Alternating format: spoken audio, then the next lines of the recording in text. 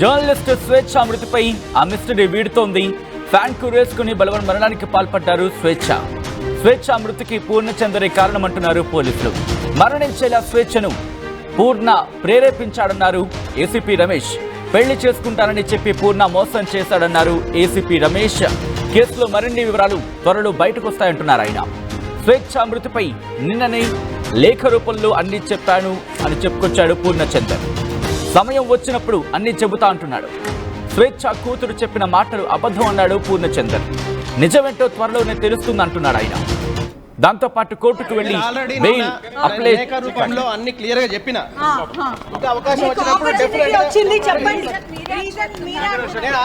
Alright Vishwas మీరు చూస్తున్నారు. ఆర్టీవీతో exclusive గా మాట్లాడిన సందర్భంలో పూర్ణ రియాక్ట్ అయ్యాడు. ఒకసారి పూర్ణ ఏమన్నారో చూద్దాం. చావు కారణం మీరే అంటున్నారు, ఏం చెప్తారు చెప్పండి. నిజమేనా? మీరేనా కారణం? ఏం చెప్తారు? మీకు ఆపర్చునిటీ వచ్చింది చెప్పండి. నేను ఆల్రెడీ నిన్న లేఖ రూపంలో అన్ని క్లియర్ గా చెప్పిన వచ్చింది చెప్పండి. నేను ఆల్రెడీ నిన్న లేఖ రూపంలో అన్ని చెప్పిన మేడం, అన్ని చెప్పిన లేదమ్మా చావు కారణం మీరే అంటున్నారు, ఏం చెప్తారు చెప్పండి. నిజమేనా? మీరేనా కారణం? ఏం చెప్తారు? రైట్ అది ఆర్టీవీ పూర్ణచంద్రని ప్రశ్నించింది. మీరైన కారణం అంటే ఆల్రెడీ లేఖ రూపంలోనే అన్ని నేను చెప్పాను అంటూ కూడా చెప్పుకొచ్చాడు పూర్ణచందర్. ఈ నేపథ్యంలో ఆర్టీవీ ఆయన అడిగింది, మీకు మాట్లాడే అవకాశం వచ్చిన సందర్భంలో ఏమన్నారు అంటూ కూడా అదే టైంలో రియాక్ట్ అయ్యాడు పూర్ణచందర్. ఒకటే చెప్తున్నాడు, నేను చెప్పాల్సింది ఆల్రెడీ లేఖ రూపంలో ప్రస్తావించాను అంటూ కూడా చెప్పుకొచ్చాడు పూర్ణచందర్. ఆ లేఖలో ఒకసారి ఇన్ఫాక్ట్ ఆయన ఏమన్నాడు ఇంకోసారి చూద్దాం. చెప్పండి.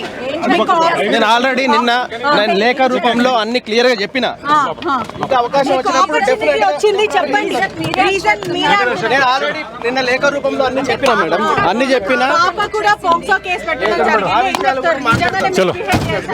లేదమ్మా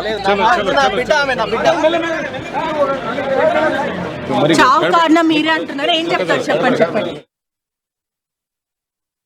ఆమె నా బిడ్డ అంటూ ఆమె ఆరోపణ చేసిన దాని గురించి ఏమంటారంటే ఆమె నా బిడ్డ అంటూ కూడా చెప్పుకొచ్చిన సందర్భం పూర్ణచందర్కి సంబంధించి. ఈ నేపథ్యంలోని ఇప్పుడు ఈ కేసుకి సంబంధించి ఏం జరగబోతుంది అనేది ఆసక్తికరంగా మారింది. ఆ లేఖలో ఎటువంటి అంశాలను ప్రస్తావించాడు? పూర్ణని చంపేశాడా? ఈ అంశానికి సంబంధించి పూర్తి స్థాయిలో ఇన్వెస్టిగేషన్ జరగబోతోంది అన్ని కోణాల్లో కూడా. ఆ లెటర్ని మీరు చూస్తున్నారు. ఎందుకంటే పూర్ణచందరే ఈ ఇంతటి దారుణానికి కారణమంటూ తల్లిదండ్రులు ఆరోపించిన సందర్భం ఉంది. ఈ నేపథ్యంలోని లేఖలో ప్రస్తావించాడు, మీడియా మిత్రుల ద్వారా తెలంగాణ సమాజానికి పూర్ణచంద్ర స్వయంగా చేస్తున్న విన్నపం అంటూ ప్రారంభించి ప్రముఖ జర్నలిస్ట్ స్వేచ్ఛ బలవన్ మరణం గురించి నేను ఖచ్చితంగా చెప్పుకోవాల్సిన కొన్ని నిజాలు నేను మీడియా ద్వారా ప్రజలకు చెప్పలేని స్థితిలో అబద్ధం తెలంగాణ మొత్తం చుట్టేస్తుందని భయం అంటూ చెప్పుకొస్తూనే ఇందులో చెప్పుకొచ్చాడు. స్వేచ్ఛ నాకు 2009 నుంచి పరిచయం. మేమిద్దరం ఒక ఫలానా న్యూస్ ఛానల్ గురించి ప్రస్తావించాడు. ఫలానా ఛానల్లో పనిచేసేవాళ్ళం. ఆ ఛానల్లో మాకు అంటే మేము స్నేహితులుగా ఎన్నో విషయాలను షేర్ చేసుకునే వాళ్ళం అంటూ ఆ లెటర్ని చెప్పుకొస్తూ ఆ లెటర్లో అనేక అంశాలను ప్రస్తావించారు. ఈ నేపథ్యంలో పోలీసులు రియాక్ట్ అయ్యారు. పోలీసులు ఏమంటున్నారు చూద్దాం. స్వేచ్ఛ కేసులో పూర్ణచందర్ని అరెస్ట్ చేయడం జరిగింది. ప్రస్తుతం రిమాండ్కి తరలించారు. మనతో పాటు ఏసీపీ రమేష్ కుమార్ ఉన్నారు. ఎటువంటి కేసులు పెట్టాడు? యాక్సెప్ట్ చేశారా మీరు?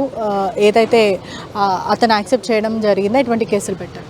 అతని మీద abetment to commit suicide. Purnachander మొన్న ఈ 27th రోజు మన స్వేచ్ఛ టీవీ న్యూస్ రీడర్ ఆత్మహత్య చేసుకోవడంలో ప్రముఖంగా ఇతను పూర్ణచందర్ యొక్క పాత్ర ఫాల్స్ ప్రామిసెస్ చేసి ఆమె ఆత్మహత్య చేసుకోవడానికి కారణమైనట్టు ప్రైమా ఫేజ్లో మాకు పరిశోధనలో తేలింది. దాని ప్రకారం ఈరోజు అతన్ని రిమాండ్ చేయడం జరిగింది. స్వేచ్ఛ చనిపోవడానికి ఇది సూసైడేనా లేకపోతే మర్డర్ అంటూ కూడా, ఇండైరెక్ట్ మర్డర్ అంటూ కూడా పలువురు చెప్తున్నారు. అసలు పూర్ణచందర్ ఇన్వెస్టిగేషన్లో ఏం చెప్పాడు? పూర్ణచందర్ స్వేచ్ఛ ఇద్దరు 15 సంవత్సరాల క్రితము టీ న్యూస్లో ఇతను ప్రోగ్రామ్ డైరెక్టర్గా, ఆమె టీ న్యూస్ రీడర్గా ఇద్దరు పనిచేసేవారు. అప్పటి నుంచి మాకు పరిచయం ఏర్పడింది.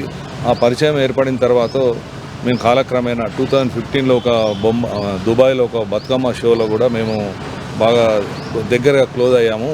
అక్కడి నుంచి మాది కంటిన్యూ అవుతున్నది. ఆమె పెళ్లి జరిగింది. పెళ్లి తర్వాత డైవోర్స్ 4-5 ఇయర్స్ డైవోర్స్ అయింది. ఆ డైవోర్స్ అయిన తర్వాత నేను ఆమెను నమ్మించాను, పెళ్లి చేసుకుంటానని నమ్మించాను. కానీ ఆమె ప్రెషర్ నేను పెళ్లి చేసుకోండి అని అంటే నాకు భార్య పిల్లలు ఉన్నారు. కానీ అతను తన దగ్గరికి వెళ్ళింది కూడా నేను పెళ్లి చేసుకుంటాను, నేను ప్రేమించాను అంటూ కూడా ఇటువంటి ఫాల్స్ ప్రామిస్ ఇచ్చి వెళ్ళాడు. ఇప్పుడు అది యాక్సెప్ట్ చేశాడా? మరి ఎవరైతే స్వేచ్ఛ ఉందో తను ఏం చెప్పింది? అసలు నన్ను పెళ్లి చేసుకోమని అడిగిందా ఏంటి? ఎక్కడ విడుదలచ్చాడు? అదే పెళ్లి చేసుకోమని అడిగినారు. ఫాల్స్ ప్రామిసెస్ ఏదైతే ఫాల్స్ ప్రామిసెస్ చేశారో అతని చేయలేకపోయారు. ప్రామిసెస్ను ఫుల్ఫిల్ చేయలేకపోయాడు. ఇతను లస్ట్ను ఫుల్ఫిల్ చేసుకున్నారు. కానీ ఆమె యొక్క ఏదైతే కోరిక ఉందో ఆ కోరికను ఇతను నెరవేర్చలేకపోయినారు. మరో విషయం కూడా, నిన్నటి వరకు చూస్తే వాళ్ళ కుటుంబ సభ్యులు కూడా అనేక ఆరోపణలు చేస్తున్నారు. ఇతని వల్లనే స్వేచ్ఛ చనిపోయింది, స్వేచ్ఛనే కాకుండా ఇంకా చాలామంది అమ్మాయిలను కూడా మోసం చేశాడంటూ కూడా కుటుంబం ఆరోపిస్తుంది. ఈ రోజు కూడా వాళ్ళ కూతురు ఒక స్టేట్మెంట్ ఇవ్వడం జరిగింది. బ్యాడ్ టచ్ చేశాడు, చాలా అసభ్యంగా నాతో ప్రవర్తించాడని. దాని మీద కూడా కేసులు చేశారా? అది కేసు పరిశోధనలో ఉంది. ఏదొకటైతే మాత్రం వాస్తవం, అతని యొక్క అబెట్మెంట్ చేయడంతో ఆమె ఆత్మహత్య చేసుకున్నది అనేది నిర్ధారణ అయింది. ప్రైమా పేజీలో ప్రూవ్ అయింది. అంటే స్టేట్మెంట్స్ ఆఫ్ పిల్లలు కానీ పేరెంట్స్ కానీ అక్కడ ఉన్న సర్కమ్స్టాన్షియల్ ద్వారా ప్రైమా పేజీ ప్రూవ్ అయింది. ఫర్దర్ ఇన్వెస్టిగేషన్ కూడా జరుగుతుంది, డీటెయిల్గా జరుగుతుంది. ఇంకెవరెవరైతే స్టేట్మెంట్స్ ఉంటాయో ఆ స్టేట్మెంట్స్ మీద కూడా ఇంకా ఏమైనా కేసెస్ నమోదయ్యే అవకాశం కూడా ఉంటుంది. స్వేచ్ఛ కూతురు కూడా అనేక ఆరోపణలు చేస్తుంది, ఫిజికల్ అబ్యూస్ అని కూడా. దాని మీద ఏం చెప్తారు? అది కూడా ఏదైతే చట్టంలో ఏదైతే ఉంటుందో ఆ చట్టంలో ప్రతిదీ తీసుకోబడుతుంది పరిగణలోకి. దాని ప్రకారం చట్ట ప్రకారం చర్యలు తీసుకోబడతాయి. రైట్. మరో విషయం కూడా, ఎవరైతే పూర్ణచందన్ ఉన్నాడో వాళ్ళ భార్య కూడా మా భర్తకి ఎటువంటి సంబంధం లేదంటూ కూడా తను వ్యాఖ్యలు చేస్తుందంటూ కూడా సమాచారం వస్తుంది. వీళ్ళ కుటుంబాన్ని కూడా ఏమైనా ఇన్వాల్వ్ చేసే అవకాశాలు ఏమైనా ఉన్నాయి? We don't have idea. దాని గురించి మాకేమీ ఇది రాలేదు. ఇతను మాత్రమే వాళ్ళ తండ్రి ఉన్న సర్కమ్స్టాన్షియల్ విట్నెసెస్ పూర్ణచందరే ఆత్మహత్య చేసుకోవడానికి స్వేచ్ఛ ఆత్మహత్య చేసుకోవడానికి కారణమైనారు. అది కూడా ప్రైమా పేజీలో ప్రూవ్ అయింది.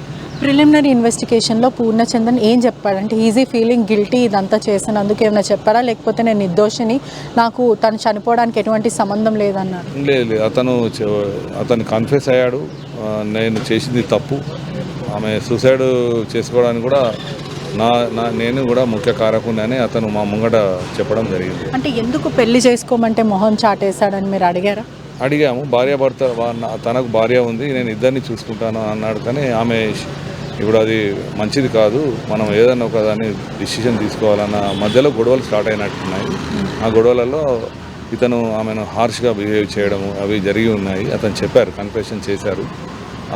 దాని ప్రకారం ఆమె మనసు వెక్స్ అయిపోయి, శరీరం మీద మన జీవితం మీద వెక్స్ అయిపోయి ఆమె హ్యాంగింగ్ చేసుకుంది. అంటే ఈ బలవన్మరణానికి పాల్పడక ముందు కూడా వీళ్ళిద్దరు కలిసి గుడికి వెళ్ళారు, ప్రయాణం చేశారు. ఆ సమయంలో ఎక్కడైనా గొడవ జరగడం లేకపోతే ఇంకేదన్నా, ఎందుకంటే కుటుంబం కూడా తినని చంపేయడానికి కూడా అనేకసార్లు హామ్ చేయడానికి పూర్ణచందన్ అడ్డు తొలగించుకోవడానికి కూడా ప్రయత్నించాడంటూ కూడా కుటుంబం ఆరోపిస్తుంది. మాకు during the course of investigation అంటే కన్ఫెషన్ చేసేటప్పుడు అతను చెప్పారు, లాస్ట్ ఒక 10 days బ్యాక్ మేము అటు అరుణాచలం వెళ్ళి అక్కడ దర్శనం చేసుకొని రిటర్న్లో వచ్చేటప్పుడు కూడా మాకు తినేటప్పుడు హోటల్లో గొడవ జరిగింది. ఈ అమ్మాయి స్వేచ్ఛ పెళ్లి చేసుకోమని నన్ను అడిగితే నేను చేసుకోనని కరాఖండిగా చెప్పాను. అది బాగుండదు, నాకు మళ్ళీ నాతోటి కొంచెం గొడవ జరిగిందని చెప్పాడు అతను. అంటే ఈ కేసులో కూడా పొలిటికల్ హస్తం ఉంది, కేసుని తప్పుదోవ పట్టిస్తా అంటూ కూడా ఒక పుకారులు బయట తిరుగుతున్నాయి. దాని గురించి ఏం చెప్తారు? సమగ్ర విచారణ జరుగుతుందా? పక్కా చట్టం తన పని తాను చేసుకుపోతుంది. ఇన్వెస్టిగేషన్, పరిశోధన, భౌతిక, మౌఖిక, సాంకేతిక ఆధారాల మీద ఇన్వెస్టిగేషన్ కొనసాగుతుంటుంది. ఆ ఇన్వెస్టిగేషన్లో ఎవరైతే అక్యూజ్గా తేలుతారో వాళ్ళందరినీ చట్ట ప్రకారము 5 విధాలుగా చట్టం తన పని తను చేసిపోతుంది. స్వేచ్ఛ గ్యాడ్జెట్స్, మొబైల్ ఫోన్స్ ఇవన్నీ కూడా స్వాధీనం చేసుకున్నారు, ఫారెన్సిక్కి పంపిస్తారు. దీనికన్నా ముందు ఏదన్నా తను వీడియో కాల్ పెట్టి మరి అతనికి చూపించుకుంటూ చనిపోయిందంటూ కూడా కుటుంబం వాళ్ళైతే ఆరోపిస్తున్నారు. దాని గురించి ఏంటి, ఏదైనా చాట్ రికవరీ చేస్తారా ఏంటి? అది మేము ఏమీ చేయమండి. ఫోరెన్సిక్ సైన్స్ ల్యాబొరేటరీ వాళ్ళు వాళ్ళ ఫోన్ మనం సీజ్ చేశాము. ఎవరు డిసీజర్ స్వేచ్ఛ గారి ఫోన్ మేము సీజ్ చేశాము. అది ఫోరెన్సిక్ సైన్స్ ల్యాబొరేటరీకి వెళ్తుంది. ఆ ల్యాబొరేటరీలో వాళ్ళు ఇన్వెస్టిగేషన్ చేసిన తర్వాత అలా ఏమైతే వస్తాయో అప్పుడు మళ్ళీ ఫర్దర్గా మేము నీకు అప్పుడు మళ్ళీ చెప్తాం. ఇప్పుడు ఎటువంటి కేసులు పడ్డాయి, ఎన్ని నెలలు శిక్ష పడే అవకాశాలు? అబెట్మెంట్ టు కమిట్ సూసైడ్ అంటే ఒక మనిషి మరణానికి కారణము కావడానికి ఎంత పాత్ర మన చట్టంలో ఉందో ఆ చట్టం ప్రకారం ఆ కేసు నమోదు చేయబడ్డది. అది చట్ట ప్రకారం ఆల్టర్ చేసే అవకాశాలు ఉన్నాయి. అది investigation during the course of investigation. So far అయితే ఇప్పుడు abetment to commit suicide attract అయింది, అందుకోసమే రిమాండ్ చేయడం జరుగుతుంది కోర్టు ముందు. ఎస్, స్వేచ్ఛ చనిపోవడానికి కూడా పూర్ణచంద్రనే మరొక కారణం అంటూ డైరెక్ట్లీ ఆర్ ఇండైరెక్ట్లీ అతని కారణం అంటూ కూడా పోలీసులు కేసు నమోదు చేశారు.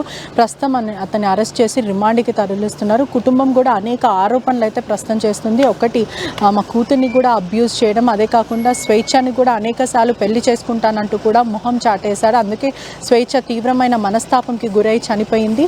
కూతుర్ని కూడా అనేక సార్లు వేధింపులకు, స్వేచ్ఛ కూతుర్ని కూడా అనేక సార్లు వేధింపులకు గురి చేసి చాలా ఇబ్బంది పెట్టాడు, వాళ్ళకి నరకం చూపించాడంటూ కూడా కుటుంబం చెప్తున్న పరిస్థితి కనిపిస్తుంది. Cameraman విజయ్తో పెట్రిషా reporting RTV Hyderabad.